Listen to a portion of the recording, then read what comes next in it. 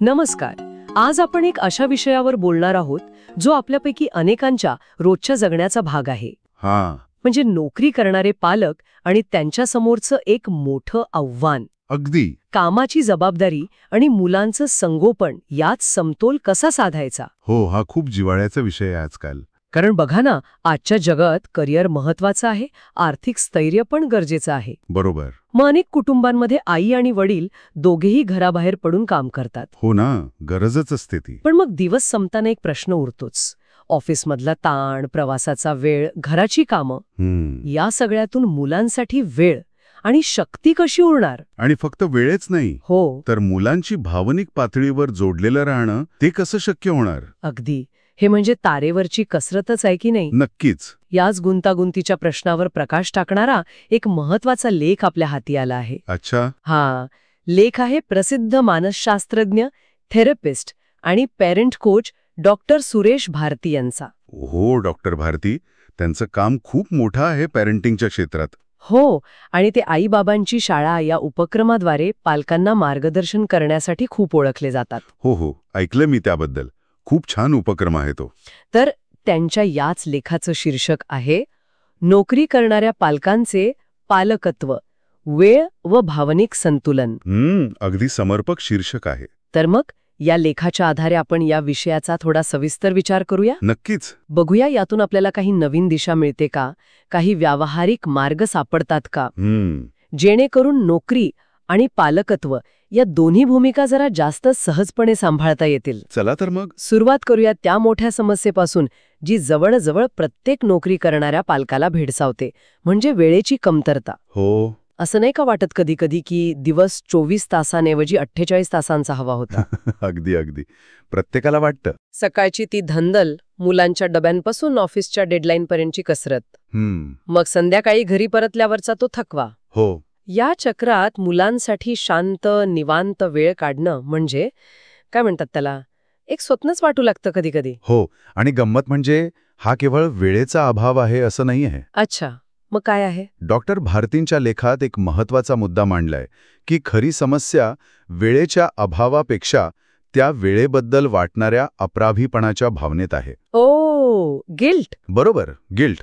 अनेक पालकांना सतत असं खात राहतं की मी माझ्या मुलीला पुरेसा वेळ देऊ शकत नाहीये, माझ्या कामामुळे मुलांकडे दुर्लक्ष होतंय. ही भावना जास्त त्रासदायक ठरते वेळेच्या अभावापेक्षाही. अगदी महत्वाचा मुद्दा आहे हा. म्हणजे आपण वेळेच्या मागे धावतो पण जास्त थकवतो तो हा अपराधीपणाचा विचार. एक्झॅक्टली. मग यावर डॉक्टर भारती काय उपाय सुचवतात. आपण वेळ तर वाढवू शकत नाही, मग या भावनेचं काय करायचं. इथेच लेखातला कळीचा मुद्दा येतो, quality over quantity. Quality over quantity म्हणजे वेळेच्या संख्येपेक्षा त्याच्या गुणवत्तेला महत्त्व देणं. अगदी बरोबर. डॉक्टर भारती म्हणतात की तुम्ही मुलांसोबत किती तास घालवता यापेक्षा त्या वेळात तुम्ही त्यांच्यासोबत कसे असता हे जास्त महत्वाचं आहे. अगदी 15-20 मिनिटं जरी असली तुमच्याकडे, पण ती पूर्णपणे मुलांसाठी, त्यांच्याकडे 100% लक्ष देऊन. म्हणजे मोबाईल, लॅपटॉप, कामाचे विचार सगळं बाजूला ठेवून. हो, ते सगळं बाजूला ठेवून घालवली तर ती जास्त प्रभावी ठरते त्या 2 तासांपेक्षाही जी तुम्ही अर्धवट लक्ष देऊन घालवता. म्हणजे थोडा वेळ पण सजग वेळ, माइंडफुल वेळ म्हणू शकतो का. हो, अगदी तोच शब्द, माइंडफुल वेळ. लेखात याची काही उदाहरणं दिली आहेत का.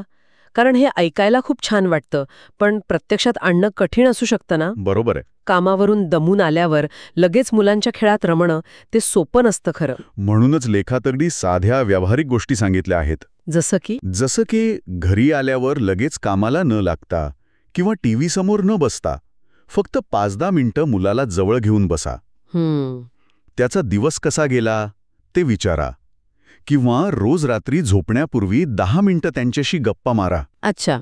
त्यांना गोष्ट सांगा किंवा त्यांच्या शाळेतल्या गमती-जमती शांतपणे ऐका. हो. अनेकदा आपण ऐकतच नाही मुलांचं. बरोबर. किंवा एकत्र जेवताना फक्त एकमेकांशी बोला, प्रश्न विचारा. हे जे छोटे छोटे क्षण आहेत ना, ते मुलांच्या भावनिक बँकेत मोठी गुंतवणूक करतात. त्यांना ती भावना मिळते की आपण महत्वाचे आहोत, आईवडिलांचं आपल्याकडे लक्ष आहे. खरंय, ही भावना खूप महत्वाची आहे मुलांसाठी. नक्कीच. आणि आठवड्याच्या सुट्ट्यांबद्दल काय, लेखात त्याचाही उल्लेख आहे का. कारण अनेक पालक वीकेंडला सगळं भरून काढायचा प्रयत्न करतात. हो, त्याचाही उल्लेख आहे. आठवड्याच्या सुट्ट्या ही क्वालिटी टाईमसाठी एक उत्तम संधी आहे. नक्कीच. पण याचा अर्थ असा नाही की प्रत्येक वेळी महागड्या सहलीलाच जायला हवं किंवा मोठं काहीतरी प्लॅन करायला हवं. अच्छा, लेखात भर दिला आहे तो एकत्र काहीतरी करण्यावर. अगदी घरात बसून मुलांसोबत कॅरम खेळणं, हो, चित्र काढणं, बागेत काम करणं किंवा साधा एकत्र मिळून नाश्ता बनवणं, यातूनही नात्यातली वीण घट्ट होते. म्हणजे साध्या साध्या गोष्टी पण एकत्र करणं महत्वाचं. अगदी महत्वाचं आहे ते एकत्र असणं आणि एकमेकांना वेळ देणं. याने नकळतपणे तो आठवडाभराचा गहाळ वेळ, ती अपराधी भावना कमी व्हायला मदत होते. म्हणजे सतत वाटणारा तो अपराधीपणा कमी करण्यासाठी उपलब्ध वेळेचा जास्तीत जास्त चांगला आणि अर्थपूर्ण वापर करण्यावर लक्ष केंद्रित करायला हवं. हो, असा या लेखाचा सूर दिसतोय. स्वतःला दोष देत बसण्यापेक्षा छोट्या पण सातत्यपूर्ण प्रयत्नांवर भर द्यायला हवा. अगदी. आणि हे जे व्यावहारिक सल्ले आहेत ना, याच प्रकारचं सखोल आणि सातत्यपूर्ण मार्गदर्शन डॉक्टर भारती त्यांच्या आईबाबांची शाळा या उपक्रमातून पालकांना देत असतात. अच्छा. त्यांचं काम याच विचारावर आधारित आहे की पालकत्वाला अधिक सकारात्मक आणि व्यवहार्य कसं बनवता येईल. हे खूपच छान आहे. म्हणजे थिओरी आणि प्रॅक्टिकल दोन्हीचा मेळ. हो, हे झालं वेळेचं नियोजन आणि गुणवत्तेबद्दल. पण लेखाचं शीर्षक वेळ आणि भावनिक संतुलन असं आहे. म्हणजे दुसरा महत्वाचा भाग हा भावनिक संतुलनाचा आहे. याबद्दल लेखात काय म्हटलंय? वेळेच्या नियोजना इतकंच हे महत्वाचं आहे का? खरं सांगू, किंबहुना वेळेपेक्षाही जास्त महत्वाचं. असं? हो, लेखात स्पष्ट केलं आहे की पालक आणि मुलांमधला भावनिक संवाद हा नात्याचा आधारस्तंभ आहे. ओके. आपण मुलांसोबत कितीही वेळ घालवला, पण जर भावनिक जोड नसेल तर तो वेळ निरर्थक ठरू शकतो. बरोबर. मुलांना फक्त भौतिक सुविधा किंवा खेळणी नको असतात. त्यांना पालकांकडून भावनिक सुरक्षितता हवी असते, इमोशनल सिक्युरिटी. पण भावनिक संवाद म्हणजे नक्की काय? म्हणजे सतत विचारणं काय हवं काय नको, हा भावनिक संवाद नव्हे, बरोबर? नाही, अजिबात नाही. त्यांना स्वीकारणं आणि त्यांना त्या व्यक्त करायला मदत करणं. उदाहरणार्थ समजा मूल शाळेतून चिडून आलं असेल तर त्याला लगेच अभ्यास कर असं सांगण्याऐवजी काय झालं बाळा, आज काहीतरी बिनसललंय का शाळेत, असं विचारणं. ओके. त्यांना राग आला असेल, भीती वाटत असेल, आनंद झाला असेल तर त्या भावनांना नावं द्यायला शिकवणं. अच्छा, म्हणजे अरे तुला राग आलाय असं दिसतंय, असं काहीतरी. अगदी. किंवा हे बघून तू खूप खुश झाला आहेस ना, अशा संवादातून मुलांना वाटतं की आपल्याला समजून घेतलं जातंय.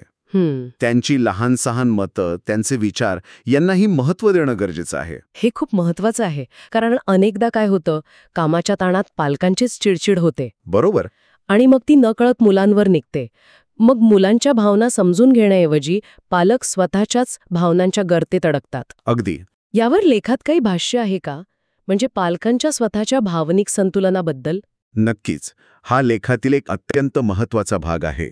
डॉक्टर भारती जोर देऊन सांगतात की मुलांचं भावनिक पोषण करण्यासाठी पालकांनी आधी स्वतःच्या भावनिक आरोग्याची काळजी घेणं अत्यावश्यक आहे. हे तर लॉजिकल आहे. हो, कारण पालक जर सतत तणावाखाली असतील, चिंतेत असतील, तर ते मुलांशी शांतपणे प्रेमाने संवाद साधू शकणार नाहीत. बरोबर. त्यांची अस्थिरता, त्यांचा ताण मुलांपर्यंत आपोआप पोहोचतो आणि मुलंही अस्वस्थ होतात, हट्टी होतात किंवा एकलकोंडी बनतात. म्हणजे मुलांसाठी चांगलं वातावरण तयार करण्याकरता आधी पालकांनी स्वतःवर काम करायला हवं. अगदी. पण हे कसं शक्य आहे? कामाचा ताण, जबाबदाऱ्या तर कमी होणार नाहीत. ताण कमी होणार नाही, पण ताणाचं व्यवस्थापन, स्ट्रेस मॅनेजमेंट नक्कीच करता येतं. ओके. कसं? लेखात पालकांसाठी काही स्वकाळजीच्या, सेल्फ केअरच्या टिप्स दिल्या आहेत. अच्छा. जसं की रोज थोडा वेळ स्वतःसाठी काढणं, मग तो व्यायामासाठी असो, ध्यानासाठी असो, मेडिटेशनसाठी, एखादं पुस्तक वाचण्यासाठी असो किंवा आपला छंद जोपासण्यासाठी. मी टाईम. बरोबर. हा मी टाईम महत्वाचा आहे. यातून भावनिक निचरा व्हायला, इमोशनल रिलीज व्हायला मदत होते. हो. पालकांनी हे लक्षात घ्यायला हवं की स्वतःसाठी वेळ काढणं हा स्वार्थीपणा नाहीये. नाही, अजिबात नाही. उलट ती कुटुंबाच्या भावनिक आरोग्यासाठी केलेली गुंतवणूक आहे. हो. शांत, समाधानी पालकच मुलांसाठी एक स्थिर आणि सुरक्षित वातावरण निर्माण करू शकतात. आणि इथेच कदाचित तो परिपूर्ण पालक, परफेक्ट पॅरेंट होण्याचा दबावाचा मुद्दा येतो, नाही का? बरोबर पकडलत. सतत वाटतं की आपण सगळं 100% करायला हवं, नोकरीतही आणि पालक म्हणूनही. हा दबावच अनेकदा तणाव वाढवतो. अगदी.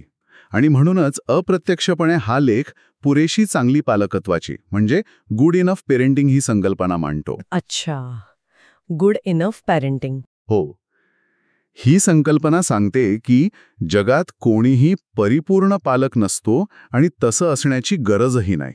हां, मुलांना परिपूर्ण पालकांची नाही, तर प्रेमळ, प्रतिसाद देणाऱ्या, त्यांच्या गरजा समजून घेणाऱ्या आणि चुकांमधून शिकणाऱ्या पालकांची गरज असते. बरोबर. जेव्हा पालक स्वतःवरचा हा परिपूर्ण असण्याचा भार उतरवतात ना, तेव्हा ते अधिक नैसर्गिकपणे आणि कमी तणावात पालकत्वाची भूमिका निभावू शकतात. अगदी. अपराधीपणाची भावना कमी होते आणि ते उपलब्ध क्षणांचा आनंद घेऊ शकतात. म्हणजे स्वतःच्या मर्यादा स्वीकारणं आणि तरीही सर्वोत्तम प्रयत्न करणं हा पुरेशी चांगली पालकत्वाचा गाभा आहे. अगदी. हे समजून घेतलं तर कदाचित नोकरी आणि पालकत्व यातला समतोल साधणं थोडं सोपं वाटू शकेल. नक्कीच. आणि या प्रवासात तंत्रज्ञानाची मदत घेण्याबद्दलही लेखात सांगितलं आहे. टेक्नॉलॉजी ती कशी मदत करेल? आजकालच्या धावपळीत तंत्रज्ञान हे अंतर कमी करण्यासाठी एक साधन ठरू शकतं. म्हणजे सोशल मीडियामुळे तर उलट वेळ वाया जातो असं म्हणतात लोक. नाही, इथे विधायक वापराचा मुद्दा आहे. ओके. समजा कामामुळे प्रवासात खूप वेळ जातो किंवा शिफ्ट ड्युटी आहे.